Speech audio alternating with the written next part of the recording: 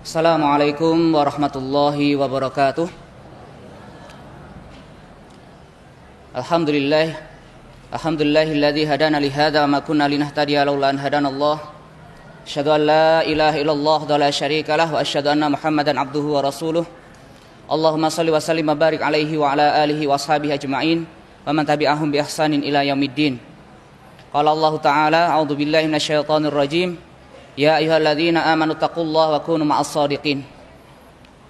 Wa qala Rasulullah sallallahu alaihi wasallam, ittaqillaha haitsu ma kunta wa atbi'is sayyi'atal hasanata tamhuha wa khaliqin nasa bi khuluqin hasanin.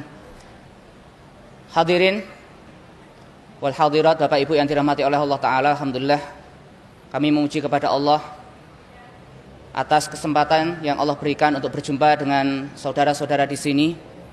Salat dan salam semoga Allah limpah curahkan kepada Rasulullah Muhammad sallallahu alaihi wasallam, kepada keluarga, sahabat dan para pengikut yang setia menjalankan sunnahnya hingga yaumul qiyamah. Dan semoga Allah Ta'ala memberikan kekuatan kita untuk dapat ittiba kepada beliau zahir dan batin, sehingga kita diakui sebagai umat beliau sallallahu alaihi wasallam.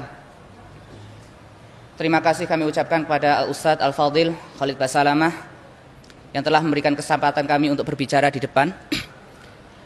Insyaallah hari ini kita akan berbicara tentang Suriah, apa yang terjadi di sana, apa yang kami lakukan di sana, sehingga mungkin sebagian besar dari kita yang saat ini memandang secara abu-abu tentang peristiwa di Suriah menjadi tercerahkan. Perkenalkan, nama saya Ihsanul Faruqi, merupakan relawan dari misi Medis Suriah. Alhamdulillah kemarin saya diberikan kesempatan oleh Allah Ta'ala berada setahun di bumi Syam dan mengerjakan proyek-proyek kemanusiaan yang ada di sana. Sebelumnya saya ungkapkan agar kita jelas dalam memandang peristiwa Suriah ini, tidak samar, karena banyak terdengar di telinga kami masyarakat yang menilai bahasanya di Suriah itu yang terjadi adalah peperangan saudara, peperangan perebutan kekuasaan, pembunuhan antara Islam dengan Islam, sehingga masyarakat jadi agak acuh dengan ada yang di Suriah ini. Padahal Bapak Ibu yang dirahmati oleh Allah Ta'ala, selama 5 tahun terakhir peristiwa Suriah ini, lebih dari 300.000 ahlus sunnah itu sudah gugur. 300.000 ahlus sunnah dalam 5 tahun ini sudah gugur, dibunuh oleh Syiah Nusairiyah dan bala tentaranya. 300.000 bukan angka yang kecil. Bahkan angka ini jauh lebih banyak berlipat-lipat daripada apa yang terjadi di Palestina. Bukan berarti kita mengecilkan darah kaum muslimin. Palestina yang sekian puluh tahun dijajah oleh Yahudi, korbannya belum mencapai 100.000 jiwa. Tetapi 5 tahun di Suriah, lebih dari 300.000 ahlus sunnah sudah meregang nyawa. Dalam 2 hari kemarin di Ghouta Syarqiyah, 2 hari pemerintah rezim Nusairiyah menjatuhkan bom kimia, dalam 2 hari membunuh 2.500 ahlus sunnah. Di Banias, di Provinsi Latakia yang kami tempati, dalam 1 hari orang Syiah Nusairiyah membunuh ahlus sunnah dengan pisau tajam, disembelih 1.000 orang meninggal. Tetapi banyak kita yang tidak mau tahu. Saya jelaskan bahwasanya sekarang yang berkuasa di Suriah itu bukanlah sunnah, bukanlah orang Islam. Bashar al-Assad, presiden sekarang, itu adalah pemeluk agama Syiah Nusairiyah. Apa itu Syiah Nusairiyah? Di dalam kitab Mausu'ah Muyassarah fil Adyan, Syiah Nusairiyah itu merupakan sebuah sekte yang dibentuk di masa 4 Hijriyah oleh seorang yang bernama Muhammad bin Nusair, merupakan pecahan daripada sekte Syiah. Syiah pecah menjadi banyak sekte, dan Nusairiyah ini menjadi salah satu sekte yang paling sesat di antara Syiah.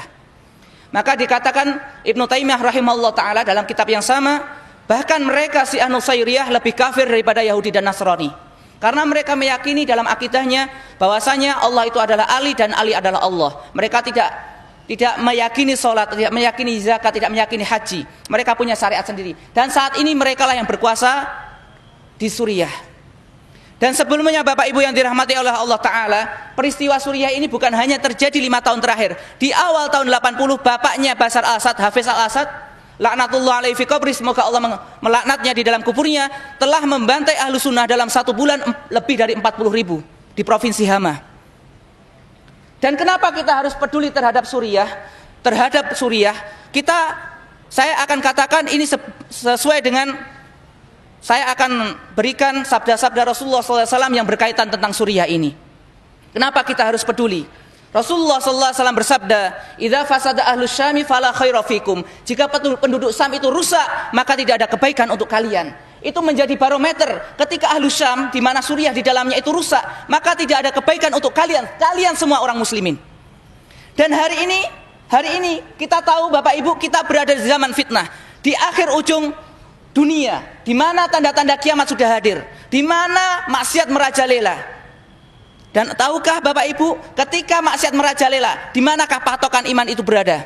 Maka Rasulullah SAW bersabda, "Fal imanu idza waqa'atil fitanu bisyami." Dan iman itu ketika terjadi fitnah merajalela, maka iman itu tempatnya di Syam. Tempatnya itu di Syam. Dan dikatakan dalam hadis yang lain, "Alaika bisyam, alaika bizaman." Waktu itu Rasul mengatakan, kalian wajib, saya siru jundun mujannadah, satakununa jundun mujannadah. Kalian akan menjadi pasukan berlapis-lapis. Alaika bisyam, alaika bizaman, alaika biyaman. Kalian akan menjadi pasukan berlapis-lapis. Wajib kalian berada di Yaman atau di Syam. Maka salah seorang sahabat mengatakan, "Khirli ya Rasulullah, pilihkan untuk wahai Rasul, alaika bisyam." Kalian wajib di Syam. Di sanalah nanti tonggak sejarah akan berubah. Di sanalah yang disebut gerbang Malhamah Kubro. Perang dunia terakhir itu bermula dari Suriah. Kalau saat ini kita peduli dengan Palestina Bapak Ibu, kita peduli dengan Palestina dijajah oleh Yahudi, ketahuilah Palestina selamanya tidak akan bebas sebelum Suriah itu dibebaskan. Itulah. Dan di sanalah nanti Dajjal akan dikejar dan dibunuh di Yerusalem, di Babulut. Di sanalah Imam Mahdi akan berperang nanti. Di sanalah Isa akan turun di Al-Manarah Al-Baydha, di Menara Putih, tempatnya di Damaskus. Di sanalah yang dikatakan Fustatul Muslimin, benteng terakhir umat ini. Ini kita berbicara tentang akidah, berbicara tentang nubuwah. Dan hari ini siapapun orang yang tidak peduli terhadap Syam, maka dia perlu dipertanyakan. Karena di sanalah adanya kelompok yang dijanjikan oleh Allah dan Rasulnya, kelompok yang akan memenangkan agama ini. La tazalu min ummati dhahirina 'alal haqqi hatta taqumas sa'ah. La yadurru man khalafahum man khadalahum. Akan senantiasa ada kelompok dari umatku yang akan tegak di atas kebenaran hingga datangnya hari kiamat. Tidak akan memberikan mudarat kepada mereka, orang yang mengucilkan mereka dan orang-orang yang menyingkirkan mereka. Hatta taqumas sa'ah, hingga datangnya hari kiamat. Wa qala Mu'ad, berkata sahabat Mu'ad, hum ahlus Syam, merekalah orang-orang Syam. Bisa ini di Indonesia semuanya sesat, semuanya kafir. Tapi di Syam tidak mungkin terjadi. Karena di sana kelompok kebenaran itu terjamin. Ini tentang hadis Rasulullah. Sekarang kita berbicara di tempat yang lain. Rasulullah SAW juga bersabda, "Tuba li Syam, tuba li Syam, tuba li Syam." Beruntunglah orang Syam itu. Beruntung orang Syam itu. Salah seorang sahabat mengatakan, bertanya, "Bi ayyi dzalika ya Rasulullah?" Karena apa wahai Rasul? "Li'anna malaikatur rahman basitatun ajrini hatta 'alaiha." Wahai Rasul, kenapa penduduk Syam ini beruntung? Karena malaikat Ar-Rahman membentangkan sayapnya di atasnya. Negara ini dijamin Bapak Ibu, dijamin kebaikannya. Tetapi kita melihat, mungkin kita akan bertanya saat ini, bagaimana mungkin sebuah negeri yang dijamin keberkahan oleh Allah dan Rasulnya sekarang tumpah darahnya? 300.000 orang dibantai di mana-mana. Bagaimana mungkin? Akal kita akan mengatakan negara yang didoakan oleh Rasul, bagaimana terjadi seperti itu? Kenapa kok tidak Norwegia atau Swedia atau Swiss, negara yang GMP-nya lebih tinggi, tidak ada perang di sana? Inilah kalau kita berbicara dalam ranah keimanan, tidak seperti logika kita. Mungkin kita melihat kasihan sekali mereka. Tetapi itulah yang memang harus Allah lakukan kepada penduduk Syam. Karena selama 40 tahun penduduk Syam ini berada di bawah tirani kekufuran, yaitu Syiah Nusairiyah. Mereka dijauhkan daripada din. Walaupun hidupnya tenteram, sejahtera, kalau akidahnya diinjak-injak, apa ini dikatakan baik? Tidak. Karena itulah Allah, karena sudah Allah jamin ini kebaikan untuk penduduk Syam, Allah takdirkan namanya jihad fi sabilillah di sana. Kami alhamdulillah 3 tahun terakhir kami beroperasi di sana dengan teman-teman untuk melakukan kegiatan-kegiatan di sana. Seandainya ada infokus atau layar lebar, kalau kita melihat sakit sekali di sana itu. Bukan hanya disembelih, bukan hanya dirudal, bukan hanya diroket, bukan hanya ditembaki. Di Maldoya, saudara kita ribuan ahlu sunnah diblokade, bantuan satu pun tidak bisa masuk, sehingga anak-anak kita di sana dibuat mati secara perlahan, mati pelan-pelan dalam keadaan kelaparan. Sehingga kalau kemarin ada yang melihat anak kita makan kucing, maka ada yang makan apa? Rumput. Itulah yang terjadi, makan rumput di sana. Seandainya ada, saya kasih lihat di sana, sampai makan rumput di sana, dan kita tidak mau tahu. Inilah Syam yang dijanjikan oleh Allah Ta'ala. Tempatnya, kalau kita insya Allah orang di sini kan sudah kenal ngaji, kan kenal sunnah. Pasti di dalam hatinya merindukan as-sohbah al-islamiyah al-alamiyah. Kebangkitan Islam secara global. Kebangkitan itu dari sana, dari Syam. Sehingga kemenangan, nanti dikatakan perkara ini akan masuk kepada semua rumah yang diterangi matahari. Itu bermulanya dari Syam sana, bukan dari Indonesia. Apa yang kami lakukan di sana Bapak Ibu? Pertama, kenalkan nama lembaga kami, Misi Medi Suriah. Nanti silahkan yang punya Facebook diambil informasinya, Misi Medi Suriah di sana, kegiatan kami di sana. Pertama kali kami di sana adalah untuk ngurusi rumah sakit lapangan, mendatangkan dokter di sana. Karena banyak rakyat sipil mujahidin ini terluka. Kita buat rumah sakit lapangan. Tetapi ternyata dalam perjalanan waktu, bukan hanya orang sakit di sana masalahnya, orang kelaparan, orang kedinginan ketika winter, ketika musim dingin. Orang anak-anak putus sekolah. Akhirnya kita membuat program yang banyak di sana. Alhamdulillah hingga detik ini kurang lebih 30 miliar sudah kami salurkan di sana dari lembaga kami. Apa saja? Namanya Misi Medis. Sekarang kami membuat ma'had Quran, ma'had penghafal Quran yang pertama dari Indonesia untuk rakyat Suriah. Dan selama 1 tahun lebih kami telah membuka pabrik roti. 2 pabrik roti kami operasikan karena orang-orang kelaparan, tidak ada roti di sana. Waktu itu mereka mengatakan, ya akhi, kami kelaparan, bisa tidak kami dibantu? Kami bingung karena kami cuma ngurusi medis. Karena ongkos operasional sebulan itu $15.000. Sementara kami lembaga kecil. Saya katakan kepada pimpinan, gimana ini? Orang-orang sudah kelaparan ini. Mujahidin kelaparan, orang sipil kelaparan. Bismillah. Akhirnya dengan izin Allah 1 tahun lebih kita memberi makan orang-orang di sana termasuk mujahidin. Kenapa? Masya Allah saya katakan, dari dana para muhsinin yang dimakan oleh orang-orang yang ribat, orang yang jihad. Maka saya katakan, insya Allah saya katakan sebagaimana yang Rasulullah SAW sabdakan, man jahaza ghazian faqad ghaza. Siapapun orang yang membekali orang yang berjihad di jalan Allah, dia dicatat amalan jihad fisabilillah. Berat di sana. Orang dijauhkan dari din, orang dibunuhi. Bagaimana tidak Bapak Ibu? Ini saya katakan, saya malam itu saya menggendong seorang anak kecil, saya timang-timang. Saya timang-timang bermain itu ke tempat kita, saya timang-timang, saya ajak main. Paginya datang ke klinik kita dalam keadaan kepala terbelah, otak berhamburan karena terkena bom. Seorang anak kecil. Dilihat di depan mata saya. Hari ini saya rangkulan dengan seorang kawan di sana, besok kepalanya sudah tembus terkena tembakan sniper di sana. Dan di sana dihujani bom. Seandainya tahu bom itu seperti apa, masjid ini 2 atau 3 lantai, 1 bom itu cukup untuk menghancurkan sampai ke basement, lantai bawah. Sementara waktu itu Ramadan, saya hitung dalam 1 bulan kurang lebih 650 bom dijatuhkan ke tempat kami. Di Halab, di kota Aleppo, 1 hari 100, kalikan 1 bulan 3.000 bom. 1 bom menghancurkan 3 lantai sampai ke basement. Itu yang terjadi sampai saat ini. Dan mereka sekarang apa? Dibantu oleh kaum Majusi dari Syiah Iran. Syiah Irak datang, Syiah Yaman datang, Syiah Afghanistan datang, orang komunis datang, Amerika datang, semuanya membunuh Ahlus Syam. Dan kita di sini mengatakan tidak ada apa-apa terjadi di sana. Wallahi saya katakan, darah mereka yang tertumpah bagi orang yang tahu, tapi tidak melakukan pembelaan, akan sangat berat di hadapan Allah Ta'ala. Saya katakan, kenapa kita harus membantu? Saya berikan alasan. Kenapa kita membantu Ahlus Syam? Saya berikan cerita. Demi Allah, wahai ummahat, para bapak-bapak ataupun kakak-kakak di sini punya murid, ceritakan kepada mereka. Kenapa kita harus membantu Ahlus Syam? Saya datang ke sebuah masjid. Waktu itu kita ingin membenahi sound system di sana. Dari balik masjid ada suara anak-anak mengaji. Anak-anak mengaji. Saya tanya sama seorang ikhwan di sana, "Afwan akhi, itu siapa?" Anak-anak sedang mengaji. Ikhwan ini kemudian menyambung cerita, "Ya akhi, antum tahu? Kamu tahu siapa yang ngajar anak-anak itu?" Afwan, anak enggak tahu.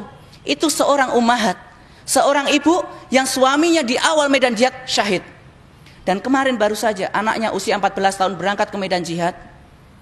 Anaknya ini menginjak ranjau, meledak ranjaunya, terburai badannya. Maka ketika datang seorang ikhwah datang kepada ibunya ini, "Wahai ibunda, wahai bibi, ada berita untukmu." "Berita apa?" "Anakmu di medan pertempuran menginjak ranjau dan meninggal." Ibu ini mengatakan apa? Seorang janda ini, "Alhamdulillah, Allah telah menerima anakku sebagai seorang syahid." Apakah tidak layak mereka dibantu, Bapak Ibu? Kalau kurang lagi saya katakan, saya tidak akan berpanjang di sini. Hari itu kami dengan teman-teman, kami biasa ke kamp pengungsian. Ke kamp pengungsian untuk melakukan apa? Pengobatan kepada anak-anak di sana atau penghuni di sana. Waktu itu kami mendapat jadwal di perbatasan Turki, masih masuk Suriah. Namanya camp itu ada camp pengungsian Ummahatul Mukminin. Di mana yang tinggal di situ semuanya adalah janda syuhada. Semua suaminya itu syahid di medan jihad. Mereka tinggal di kamp-kamp pengungsian, keadaan lapar. Mereka kesehatannya sudah kacau semuanya. Kami datang ke situ. Kalau kami datang, itu kita punya tim dokter masuk kan di kamp pengungsian, saya tidak masuk. Saya berada di luar. Dan kebiasaan saya kalau ke sana, saya bawa tas ransel paling besar itu yang ukuran 15 kilo. Saya datang ke sana, saya penuhi itu semua dengan biskuit atau dengan kue. Karena anak-anak camp kan banyak sekali. Untuk sekedar menghibur mereka. Ketika datang saya kumpulkan, "Ayo anak-anak, ayuhal atfal, ta'alu huna. Ayo, kumpul sini sama paman. Paman ingin mendengar satu-satu dari kalian yang bisa menghafal Al-Quran, saya berikan biskuit ini. Yang bisa menghafal hadis satu, saya berikan biskuit ini." Mereka mulai, hafalan surat ini, hafalan surat itu. Mereka saya berikan. Sebenarnya sih, apa sih arti biskuit satu paling 2.000 di sini. Hanya bisa menyeka air mata mereka itu sesaat. Tapi paling tidak saya bisa melihat mereka tersenyum. Ayo yang bisa hafalan Quran ke sini. Mereka hafalan Quran, mereka hafalan hadis. Kadang saya ajak nyanyi bersama, "Ayo bernasib sama paman." Waktu itu saya menghafal nasihat-nasihat anak kecil Arab. "Ayo bernyanyi sama paman." Mereka bernyanyi. Hari itu anak-anak kan sudah selesai, kita mau pulang. Saya kemas-kemas di mobil itu. Ketika saya kemas-kemas, datang 3 anak kecil perempuan 3 anak kecil ini usia kelas 3 SD. Dia datang menghadap saya itu dalam keadaan menunduk-nunduk mukanya. Ahlus Syam, Bapak Ibu yang dirahmati Allah, perempuannya Masya Allah menjaga diri. Kalau ketemu lelaki itu langsung dia mengambil jalan lain. Kalau tidak sengaja itu terlihat kita berpapasan itu melempar muka di sana. Masya Allah orang Syam di situ. Muruahnya luar biasa. Si anak kecil ini kan datang kepada saya. "Assalamualaikum." Saya jawab, "Waalaikumsalam warahmatullahi." "Dek," saya katakan, "Dik, ada apa?" Mereka diam, malu itu diam. Mereka saling sikut-sikutan. "Udah kamu saja, kamu yang ngomong. Kamu saja yang ngomong. Kamu, ada apa ini? Ada yang bisa paman bantu?" Ini anak-anak yatim tadi kan. Tadi belum dapat biskuit kan, masih ada sisa. Nih, kalau ada yang belum dapat biskuit nih, paman masih ada nih, saya kasih nih. "Oh tidak paman, kami sudah dapat biskuit tadi, sudah ambil." "Terus kalian mau apa?" "Paman." Mereka diam. "Mau apa?" Saya kira kan namanya anak yatim. Rumah tidak ada, rumahnya sudah hancur ini. Paling yang minta ini, minta itulah. Saya tanya, "Minta apa nak?" "Ngomong sudah, nanti paman bantu kalau bisa." "Paman Abu Zubair." "Ya, Paman Abu Zubair bawa mushaf Quran tidak?" Saya kan kaget. Mushaf Quran untuk apa kan dalam hati saya? Untuk apa saya katakan? Mushaf Quran untuk apa? Untuk kalian untuk diapakan mushaf Quran? Masya Allah, dengarkan baik-baik wahai ummahat, wahai para bapak. Mereka anak-anak yatim ini mengatakan, "Paman Abu Zubair, demi Allah kami itu ingin sekali menghafal Quran, tapi di kamp pengungsian tidak ada Al-Quran di sana. Bisakah paman berikan Al-Quran untuk kami?" Waktu itu saya sudah tergoncang hati saya. Air mata sudah deras menetes, sudah hancur hati saya waktu itu. Betul-betul sudah. Seorang anak yang rumahnya hancur, ayahnya meninggal dalam keadaan susah, mengatakan di hadapan saya, paman punya mushaf Quran tidak? Kami ingin menghafal Quran tapi tidak ada di kamp pengungsian. Saya katakan waktu saya menangis, saya katakan, demi Allah, tunggu sebentar. Paman hari ini tidak bawa, tapi insya Allah kalau kesini paman bawakan untuk kalian. Saya pulang itu menangis, bukan menangisi mereka, demi Allah saya menangisi diri saya. Dan waktu itu saya menangisi apa yang saya tinggalkan di Indonesia. Anak-anak yang dilalaikan dilalaikan dari Al-Quran. Menangisi saya Indonesia dalam keadaan aman. Saya pulang sudah kalut pikiran saya. Saya balik sana lagi, saya bawa lagi itu biskuit 1 ransel. Saya bagikan, qadarullah wa masya'a fa'ala. Saya lupa. Saya bagikan biskuit. Mereka datang lagi anak 3. Saya sudah rasa, aduh Masya Allah anak lupa. Paman Qurannya mana? Langsung gitu kan. Afan, paman lupa Qurannya, nggak bawa. Waduh, mereka menangis tuh di hadapan saya. Paman itu kan kemarin sudah janji bawakan mushaf, kenapa sekarang tidak dibawa? Paman lupa. Insya Allah besok paman bawakan. Akhirnya besok saya, walaupun tidak ada jadwal, saya menyengaja datang ke sana. Saya bawa Quran 1 ransel, bukan untuk 3 anak, tapi 1 ransel. Saya datang ke sana. Wah, Masya Allah, paman Abu Zubair datang. Saya bawakan. Ya, kalau kemarin minta mushaf siapa? Mereka berbondong-bondong. Saya berikan mushaf. Masya Allah, wajahnya mereka bergembira. Dan tahu siapa yang paling bergembira? Saya. Bapak Ibu yang dirahmati Allah Ta'ala. Di sana anak itu menghafal Quran itu dalam taruhan nyawa, Bapak Ibu. Demi Allah, dalam taruhan nyawa. Gak percaya? Di samping markas kami, di samping klinik kami, di sebuah desa, sore-sore, anak-anak kecil ini kan menghafal Quran di masjid seperti ini. Menghafal Quran. Kurang ajarnya rezim Syiah itu, didatangkan itu helikopter, dijatuhi bom Birmil. Meledak di samping masjid, hancur kaca itu. Anak-anak terpental, terkena kaca, mereka berdarah-darah waktu menghafal Quran. Alhamdulillah waktu itu tidak ada yang meninggal, cuma karena kena sampingnya. Tetapi bulan Sya'ban kemarin di Dar'a, puluhan anak menghafal Quran, sedang mereka menghafal Quran dalam halaqah. Rezim laknat ini, mereka meluncurkan rudal jelajah dalam jarak sekian kilo, tanpa ada muqaddimah, tidak ada suara, dihancurkan masjid itu. 23 anak langsung syahid waktu menghafal Quran. Saya katakan, di sana itu anak-anak kita menghafal Quran itu betul-betul dalam tumpahan darah. Mereka itu menebus semuanya itu, 1 ayat itu 1 nyawa, saya katakan di sana. Dan di hadapan mata saya, Masya Allah, anak-anak di sana loh, semangatnya luar biasa. Sehingga kami kemarin, kalau seperti ini, kita akan membuat ma'had untuk mereka, untuk anak-anak ini. Alhamdulillah kita sudah buat ma'had, sudah berdiri. Ma'had kita namanya Ma'had Khalid bin Walid. Bagaimana tidak kita ingin membuat ma'had? Saya tanya anak-anak ini, di sebuah ma'had binaan kita 1.500 anak santri. Mereka menghafal Quran, belajar ilmu din. Saya tanya ini, saya pegang pundaknya, saya rangkul tuh. Ya akhi, anak kecil. Akhoe, saudaraku, ini kalian sudah menghafal Quran. Kalau sudah selesai, apa yang akan kalian lakukan di sana? Setelah ini apa yang akan kalian lakukan? Mereka dengan tegas mengatakan, dengan Masya Allah, betul-betul wajah kesatria mereka mengatakan, sanujahidu hatta nastazid. Kalau kami sudah menghafal Quran selesai ini, kami akan berjihad di jalan Allah sampai kami syahid. Wallahi, di sanalah kita harus belajar, Bapak Ibu. Seorang ibu mengatakan, saya itu waktu nangis seorang ikhwan kita tertembus kepalanya mati. Saya menangis di hadapan bapaknya, sabar ya Pak. Beliau tepuk pundak saya ditepuk. Beliau tersenyum mengatakan, ya dia tetap menangis karena kasih sayang seorang ayah. Tapi beliau tersenyum menepuk pundak saya. Hani'uni ya ikhwah. Hani'uni ya ikhwah. Lianna waladi syahidun. Berikan selamat kepadaku wahai ikhwah. Berikan selamat kepadaku. Sesungguhnya anakku saat ini menjadi seorang syahid. Seorang ibu dikatakan anaknya, dia mengatakan di hadapan masyarakat, wallahi al'an, demi Allah sekarang, al'an nastati'u an narfa'a ra'sana amaman nas lianna ladaina syahidun. Demi Allah sekaranglah kami bisa mengangkat kepala kami di hadapan seluruh manusia karena saat ini kami memiliki syahid di rumah kami. Itulah Syam. Kenapa kita harus membantu? Saya tidak akan mengatakan, saya tidak menghibah belas kasihan di sini. Tapi saya katakan, di sini kita belajar di mana ikatan yang paling kuat dalam akidah adalah al-wala wal bara'. Ikatan akidah saya katakan. Untuk apa saya menjual belas kasihan? Untuk apa saya menjual orang-orang yang terluka? Tidak.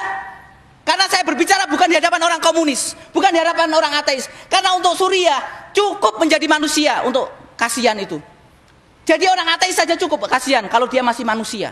Tapi saya berbicara karena ini di hadapan saya adalah orang-orang Islam. Dan saya tahu Allah titipkan di dalam hatinya, di atas pundaknya kalimat syahadat. Dan itu ada konsekuensinya. Dan ini urusan darah kaum muslimin Bapak Ibu. Urusan kaum muslimin. Memang berat. Saya waktu itu katakan di hadapan saya sendiri.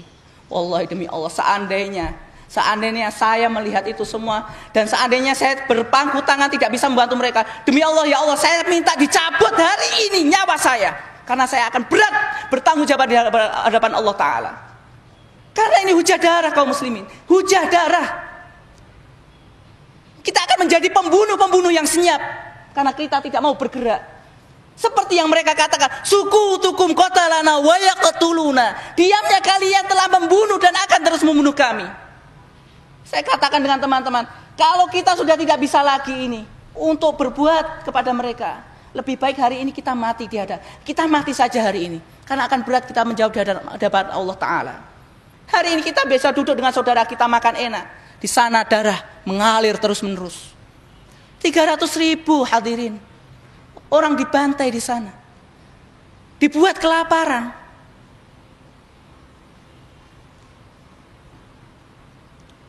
Ini saya sudah sampaikan, saya sudah sampaikan apa yang kami dapatkan di sana. Silahkan bagi antum yang merasa memang ingin berbagi, silahkan melalui lembaga apapun yang antum percayai untuk bisa menyalurkan bantuan antum di sana. Paling tidak itu bisa menjadi hujah di hadapan Allah Ta'ala. Kalau melalui kami ya silahkan melalui kami, tapi silahkan untuk yang lebih percaya kepada lembaga lain, pakai lembaga lain, tidak apa-apa. Sebenarnya saya ingin berbicara banyak tentang Suriah. Saya akan berbicara bagaimana Syiah menguasai negara Suriah. Saya ingin berbicara ISIS itu apa. Tapi hari ini mungkin tidak akan banyak yang saya sampaikan. Karena waktu amatlah singkat. Insya Allah mudah-mudahan biidznillah, semoga Allah memberikan kesempatan kita untuk berbicara lebih panjang. Kita akan bertanya jawab tentang Suriah ini. Mungkin poin terakhir yang saya katakan, kalau kita masih percaya ISIS, saya katakan mungkin akan ada yang bertanya-tanya, pernah bertemu dengan ISIS? Kami hidup 3 bulan dengan ISIS. Dan tim kami sudah ditembaki oleh ISIS, sudah dimurtadkan oleh ISIS. Dan kita sudah jadi korban di sana, ditembaki sama ISIS. Dan mereka adalah kelompok takfiri ekstrim di sana. Itu kesimpulan dan penutup dari kami. Itulah yang bertanya-tanya tentang ISIS. Wallahu ta'ala a'lam bishawab. Aqulu qouli hadza astaghfirullah innahu wal ghafurur rahim. Silakan untuk informasi lanjut di Misi Medis Suriah. Semua tentang kegiatan kami ada di sana semuanya. Tafadhol. Oke, saya kembalikan kepada panitia.